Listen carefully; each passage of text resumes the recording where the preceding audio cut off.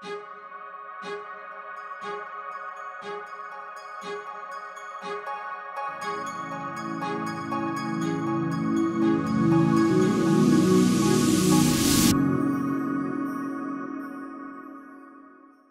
hello and welcome to Kitty Talks. We share inspirational life stories that empower you to create yours.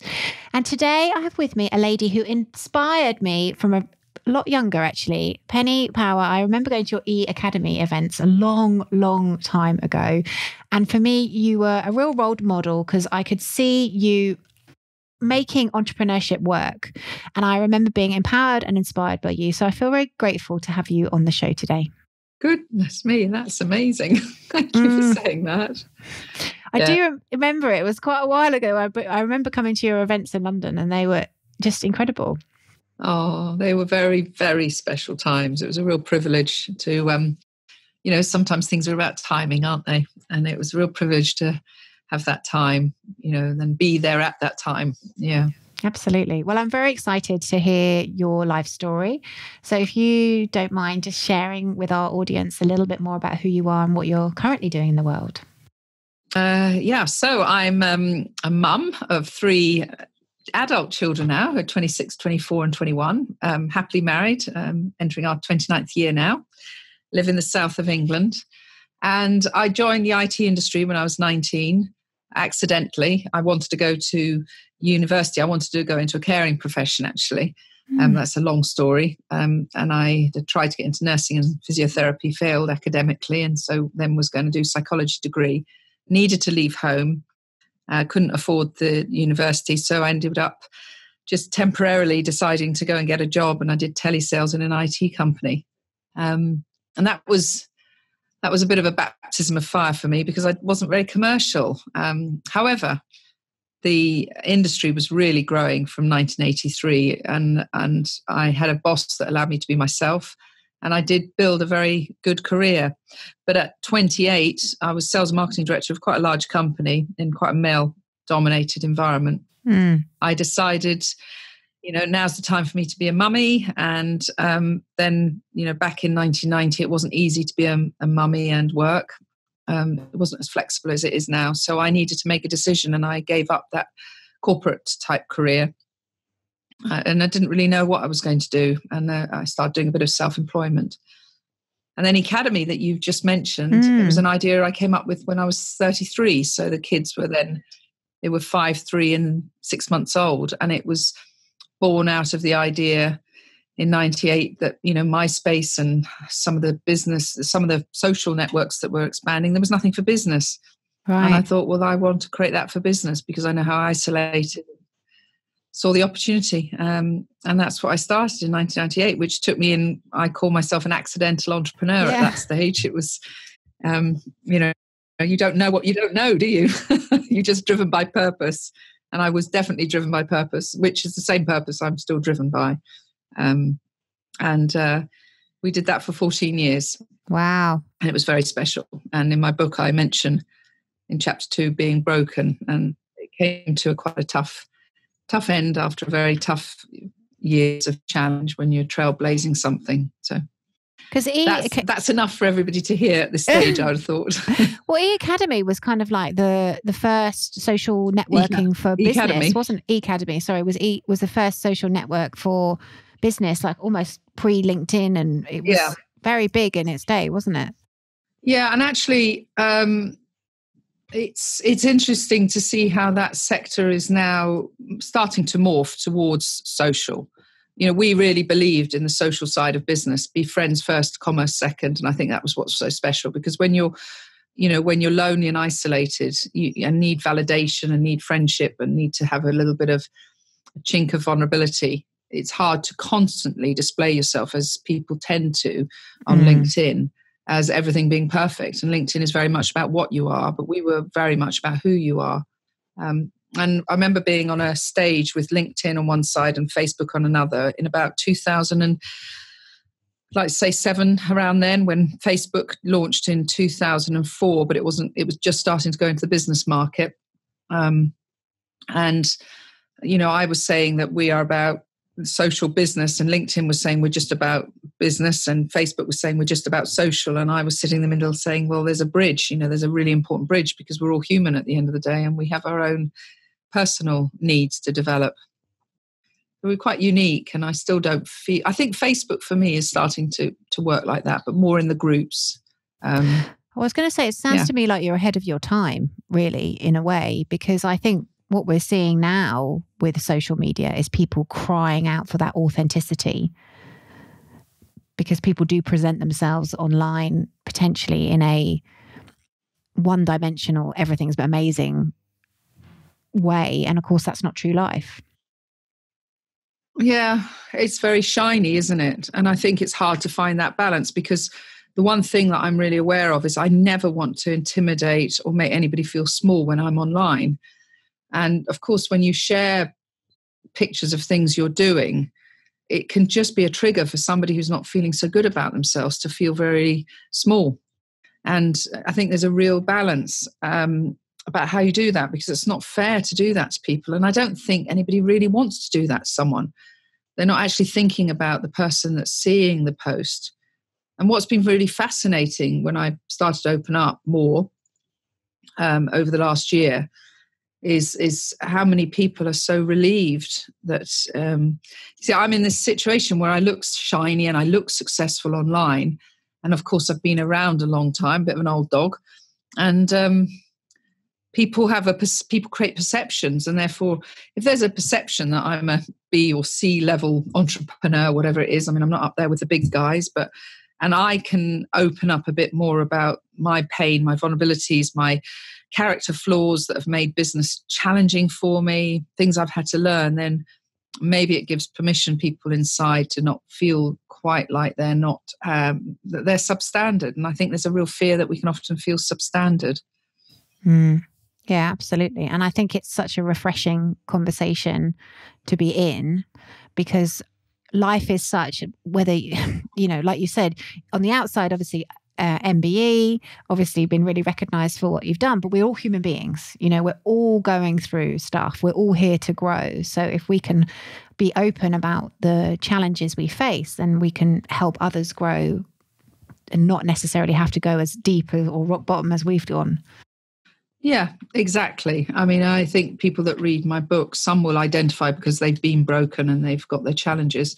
Some will be just desperate to avoid them and learn. I mean, there's things that I share that if I had known about myself 20 years ago, I think I could have taken an easier path, particularly around handling particular situations and people. So, it's... I mean, I'm a real advocate of social media, but I think I'm a very big advocate of people and relationships and proper engagement and conversation. So I know that everybody wants to automate, everybody wants to process, everybody wants to be hyper efficient. But I just had an experience this morning. So it's so exciting selling something. It's a long time, because I built 2 businesses. And I was a little bit hands off from the actual ting of a till. It was invoices sent out with other people, and I would see a P&L, profit and loss sheet. Now I've built my personal brand around my website, and I'm working in a different way at the moment, obviously. And I've been setting up e-commerce and my own website and learning e-commerce. And I haven't delegated a huge amount. Somebody set it up for me. In fact, a company called Power Nomads, and that's been great. But I've actually got the ting on my phone through WooCommerce of somebody ordering a book from my website. And this morning, Thomas and I were lying in bed and the ting went off. And you would think that, we just won the lottery. We were so excited.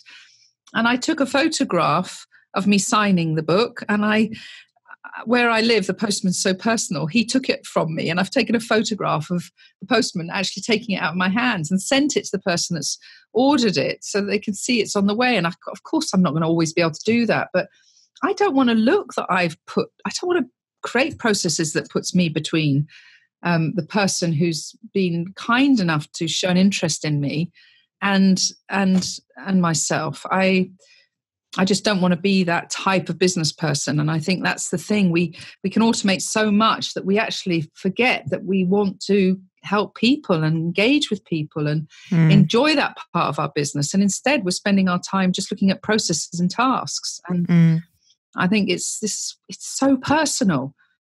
And we get carried away and we go online and compare and despair, which is a proper psychological term. And we think, oh God, I'm not doing that process, and oh, I'm not that clever, and I didn't apply to that award, and I didn't do that, and I wasn't speaking at that event, and I'm not this, and I'm not that. And we just have to go back into ourselves and think about what is the life that you really want? What is it that makes you happy? Not what is it that's making other people happy? And maybe it's not even making other people happy being like that. Small is beautiful. Absolutely. Beautiful. And we're all on our own mission. I don't want to be large and impersonal. Yeah. Well, this is what you share, and this is the purpose of your show. It's, when we're actually deeply in our purpose, live our purpose. Don't live a commercialized, automated, unfriendly, untouchable world. Or someone else's. Yeah. So tell me about the inspiration. Because obviously the book has just come out, Business is Personal, and I had a look through your Instagram, and what I really liked was you seem to be so open and vulnerable about some of the things you've gone through. Like, I know obviously Ecademy went through a huge transition because obviously it peaked almost, and then I'd love to know what inspired you to share that journey with people, because it sounds like, I haven't read it, I'm dying to read it, but it sounds like it was a very vulnerable book that you've put out in the world. I've certainly chosen to be vulnerable. And I think some people might say you're a wimp. Others might identify with it. I haven't wanted the book to be an autobiography, but I think in the same way that I do online and when I've been speaking, if I'm myself, then it gives other people permission to be themselves. So I call myself a torchbearer in the book because I'm not a psychologist. I'm not a highly trained person around the mind. I'm pretty intuitive, and I've coached a lot of people over the years and helped a lot of people. But I used experts to put me back together. So that's important. And I want to shine a light, like I've always shone a light on the skills of other digital people. And I want to shine a light on the experts, people like you that want to help people. And on my blog, that's what I'm doing. I'll highlight your podcast. In the book, I've said, if you are an expert in some of these things, the things you can help me with, send me links to your content, and I'll put that in a blog, which is all about resources around my book. So what was the catalyst? So first of all, there's a lovely saying by Lau Tzu, who in 601 BC, a philosopher, Laotzu, some people might have heard of him. And he said, to be whole, first allow yourself to be broken. And I think I heard that quite a long time ago, and it didn't really deeply resonate with me, but I thought, that's a lovely saying. Anybody listening to you now will know whether or not that means something to them. And after Ecademy, which the ultimate end to Ecademy was, we weren't disrupted by technology, we were disrupted by business model. LinkedIn raised $330 million. We were a small business working very hard, working very intimately with our members, and we charged a subscription. And the reason we did that was our business model. It was very early for software as a service, but people were paying it across the world. And it was enough to make sure that we didn't sell your data, fill it with advertising. And when LinkedIn raised their money, they raised $330 million and they were free.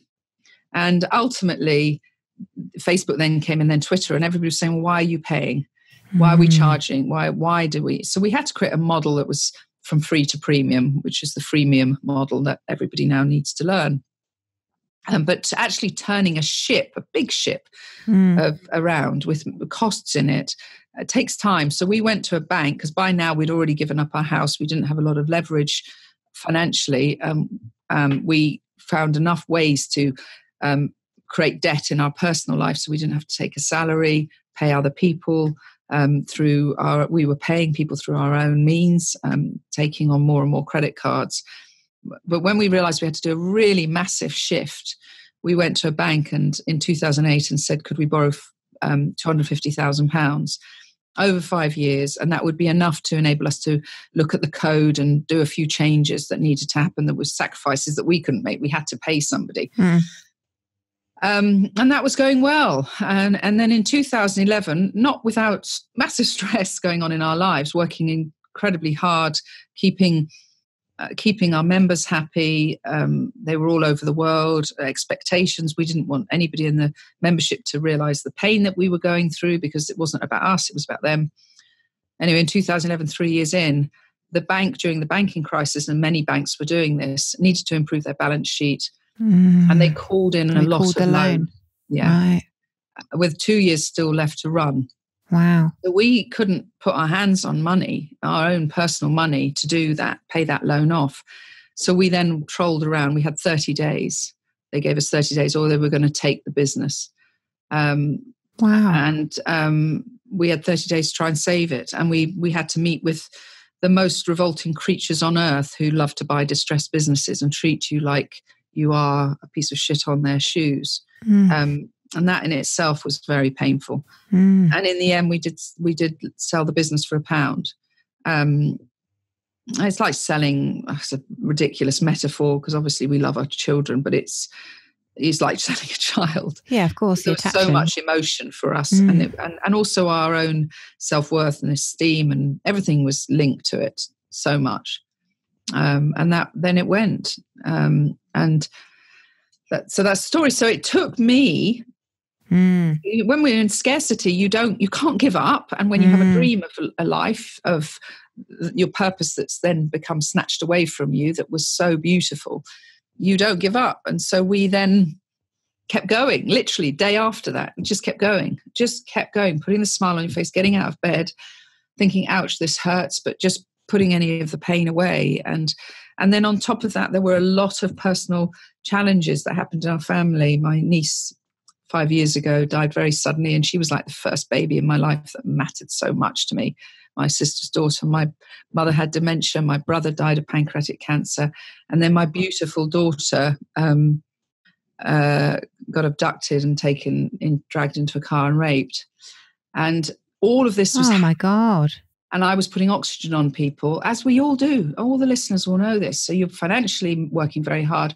And at the same time, in the second business that I had found investors in, Digital Youth Ecademy, which was to create a digital marketing apprenticeship and take that around the country to help young people into work and help small business go digital. The investors there were not like me. They were fine people. They had taken a risk, but they were quite controlling. And my resilience was low enough, my self-esteem, my self-worth, my energy was low enough for me to be over-controlled by them. But I kept going. And so it wasn't until the 30th of November, 2017, that I actually had a hallucination while delivering a workshop, where I went into this workshop, engaged with everybody, teaching them how to build their personal brand, etc. But everybody's faces in front of me started morphing into the trolls that I'd had from my past, like a horror movie. And it was really scary. But because these people had paid this client to be there, and I needed this money from this client, and I wanted to respect the time of these people that traveled a long way, I needed to keep going. And it was the most terrifying experience of my life. So I took myself to hospital that night thinking I'd had a stroke or something. And they did all these neurological tests, and they then told me that there's something else going on. You need to see your doctor. And on the 1st of December, I went into my doctor. And because I'd been going in and out buying getting my HRT or bits and pieces over the previous 6 years, she knew what had been going on in my life. And she said, we've kind of been waiting for you. So on the 1st of December, I chose voluntarily to break and use that beautiful phrase by Lau Tzu, to be whole, first allow yourself to break. And I just last year put my pieces back together, but it was such a fascinating experience. Because would you call it a mental? Would you call it and because I've had a nervous breakdown. So right. Oh, that's God. I hate the thought of glossing past that. I'd love to talk to you about that, but I know it's not about you today. But I feel for you if you have. I don't know is the answer. I would need to sit down with you with a glass of wine and chat to find out whether it was a mental breakdown, because I could still function, and I did still function. But what I was diagnosed with in the end was PTSD, because I had 12 things at the front of my head when I went into the psychologist that I could talk about that were hurting me. And she said, if you've not taken those into your long-term memory and they're still right there, then you're still traumatized by them. So I had PTSD, but I also had a form of depression called the curse of the strong, which I talk about in my book, which is there's two types of depressions. And Dr. Tim Kavanagh talks about this. He's a psychologist. He's a book called The Curse of the Strong on Amazon you can get. And it's the type that never gives up. So it's not the type of depression that keeps you in bed and you can't be bothered to even buy a birthday card for someone. It's the type that just is so self-abusive. You just never give up. And eventually, I think you would explode. And I think I had this lovely warning signal. And by now, my daughter who's just phenomenal, and the person I want to be when I grow up, had really embraced therapy and had now gone to live in Bali and start her own business and be an entrepreneur. And she comes back to live here on the 28th of February this year, which is a joy for me. She's incredible. She was just incredible. My mother's had passed with her dementia. My sister was healing in her own way that you can. Everybody's pain that I wanted to help with and rescue was recovered. And it now was my time. It was my time. And my husband was beautiful about it. And, but I tell you what I did. I'm an entrepreneur, which means I have this creative push attitude of create an asset and the income will follow. Yeah. And that is a very different mindset to what I would call a small business that says each day I will focus on income. And so for me, I have two parts to me. I'm an entrepreneur who wants to build scalable impact businesses and self-sacrifice in order to see a bigger picture and have bigger impact. And then there's a side of me that's a small business that loves to speak, loves to coach, loves to support. And that's where it drives income. And last year I went into small business mode. So I didn't stop working, but I stopped pushing and I did things more on my terms. So I didn't do as many free speeches.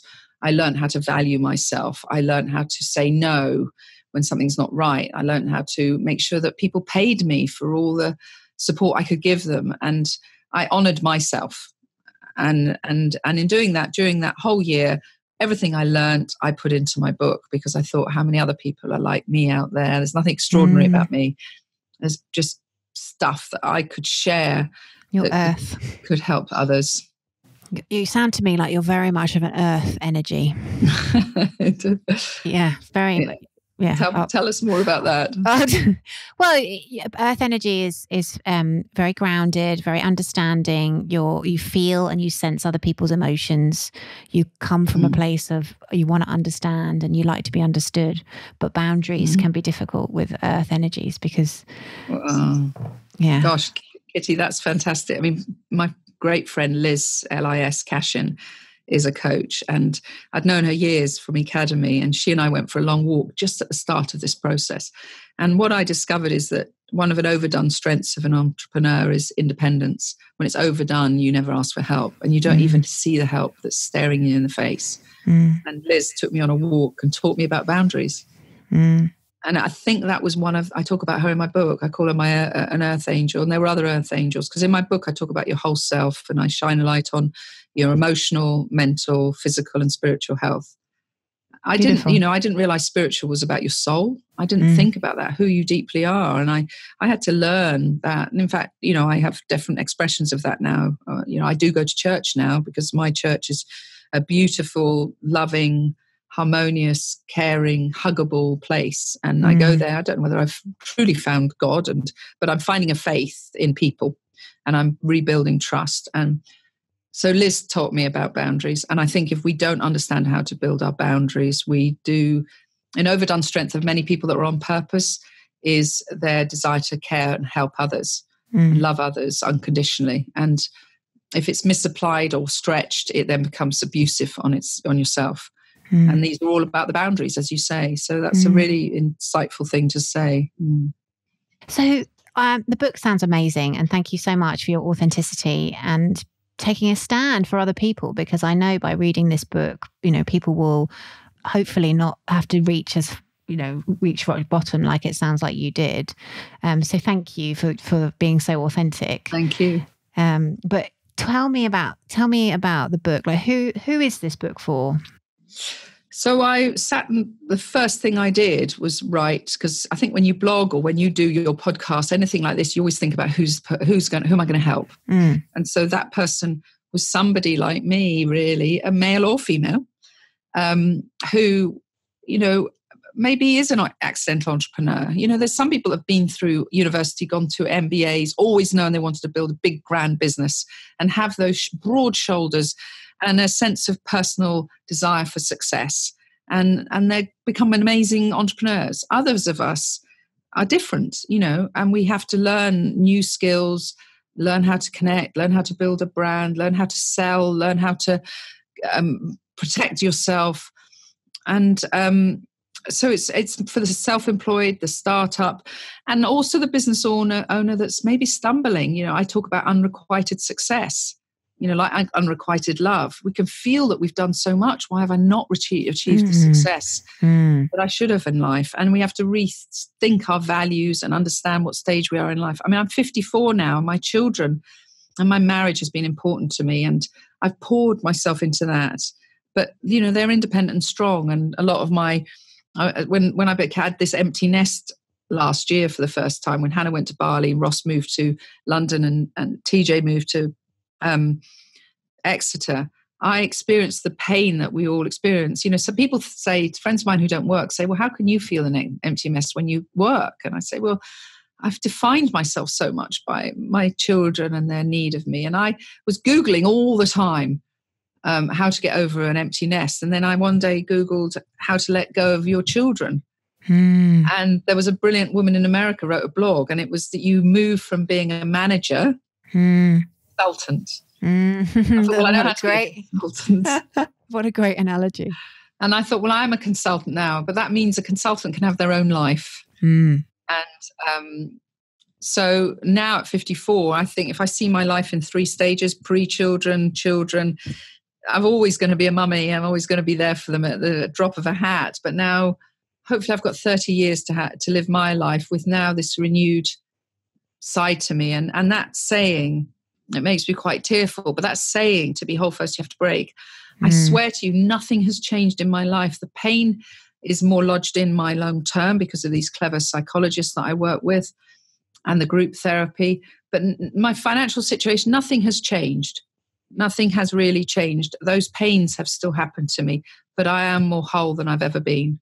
I am put my pieces back together. And that Japanese saying of, when they repair a vase, you see that on Instagram, they paint the cracks with gold leaf and it makes it more valuable. I am more valuable. I value myself now. And that means I think the next 30 years will be very different for me. Fantastic. Really beautiful. I can concur. I think sometimes when we, I know from my own experience of completely, literally falling apart, I wouldn't change it for the world, because it's given me a real insight and a real passion to serve others, I think. So we can help others through that situation, and we can have that empathy that we wouldn't necessarily have had before if it hadn't have happened to us. Exactly.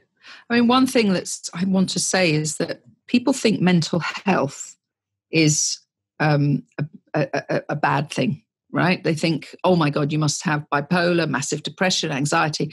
To me, it's not any different to physical health. If you got out of bed and your ankle was hurting and it carried on hurting for a few weeks and you limped through life, you would say, I need to sort out this limp. You could carry on working with a limp. You could carry on functioning. You could still put a smile on your face with a limp. But if it's there, get rid of it, because it doesn't have to be so dramatic that you completely break down before you go and reach into these experts and just heal parts of yourself. And people have been sending me messages that have listened to my book on Audible or print or written or read the print version now, but it only went out this week. But I'm surprised some people have absorbed themselves in it very quickly. And they're saying, I'm going to go and get help. And that's just such a blessing, because I know how happy they're going to be. And they could have carried on just having that chink of unhappiness. And life's too short for that. And I think I'm so pleased that these conversations are so much more open now, because, you know, I've got a female side of my family. I've got generations of bipolar, depression, Right. lithium. And, you know, I've watched in my own family where it's even been difficult for people to discuss it with their own family, you know. And so that's one of my missions, is to really open up. Brilliant.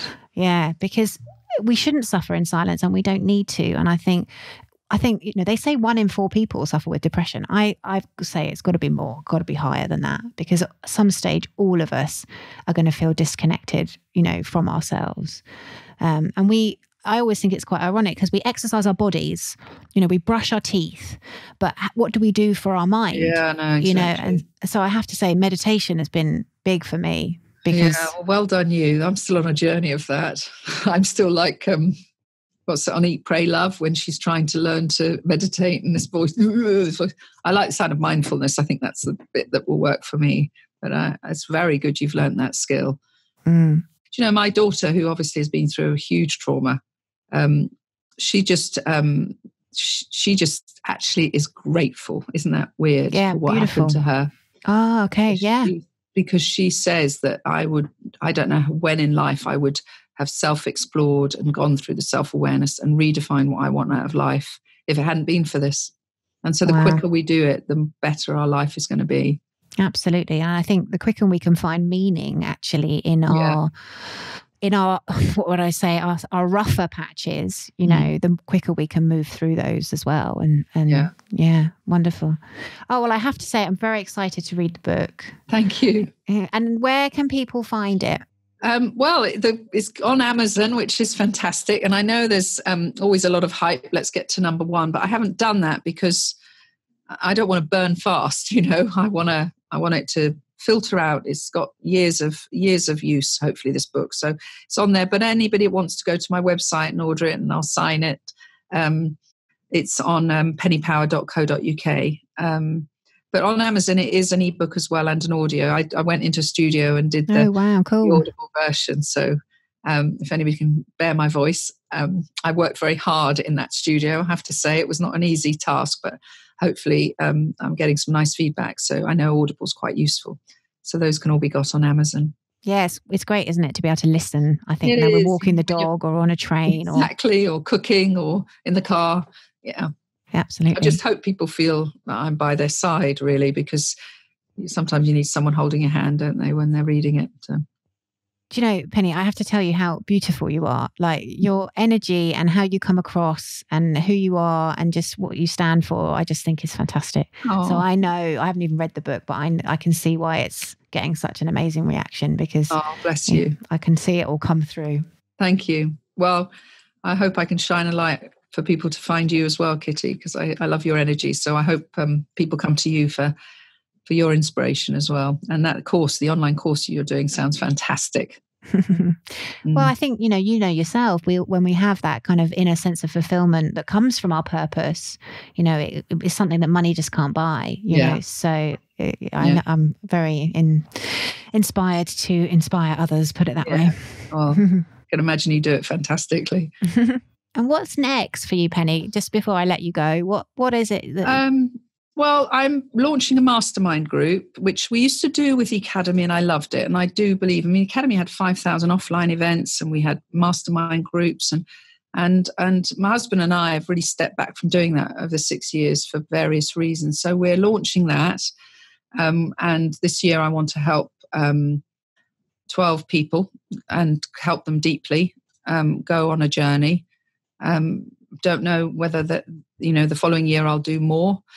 So that's that. I'm hoping to get more speaking. I need to find speaker agents and try and get my message out that way. So that's going to be a task. I need to find people that will help me go to events and speak. I want to get the message out. And I'm also working on my entrepreneur dream, which is the business cafe. And the business cafe is to have physical cafes in high streets that are just for business people. Be a beautiful, it's all designed and ready, a beautiful place to be social together rather than co-working space where you go to work. And I would prefer to sit in a place like that than sit in Starbucks or Cafe Nero or whatever, even though they're lovely places. I'd love to sit amongst other business people and have a coffee. So that's my entrepreneur dream, which I'm getting strong enough now to get back into that. What a fantastic idea. I love that. It's a really good idea, because I think that's the bit missing, isn't it? When you go to those hubs, everyone's in their own little world, whereas actually the social aspect is where you get to connect and see how you can support each other. Yeah. So you're kind of a visionary, aren't you? A real visionary. You're ahead of your time, definitely, with your ideas. Oh, yeah, well, that makes it hard. I'm sure a lot of your listeners have trailblazing ideas to fill gaps in the market, but it's hard because investors particularly find it very hard to identify with things like that. Very few investors are visionaries. I suppose they're nuts and bolts, aren't they? They're all about the kind of financial they want return. Other people have proved it. They want you to have proved it. LinkedIn, Reid Hoffman was on our platform, and I'm pretty certain he used our example for his investors. We did the push. He was then able. It's not always easy to be the first to market. No, sure. It really isn't. So, but for some reason, I keep putting myself through that. Well, thank you so much. I really appreciate you coming on the show today and being so open and so vulnerable and sharing your story. And I know the book is going to empower and inspire so many people. So we will have all the details in the show notes where you can connect with Penny. She's on Instagram. What's your website, Penny? pennypower.co.uk. I'm on Twitter, Instagram, Facebook, LinkedIn, just, wherever. Fantastic. And it's been a real pleasure. I've really, really enjoyed our conversation. And you. Thank you very much for interviewing me. And we will see you next time with another amazing guest on Kitty Talks. Bye-bye. This podcast was sponsored by my Do Your Dharma course. Create a life so good that you pinch yourself. This 8-week online course demystifies Dharma and shows you how to tune in to why you're really here. Go to www.kittytalks.com/do your Dharma.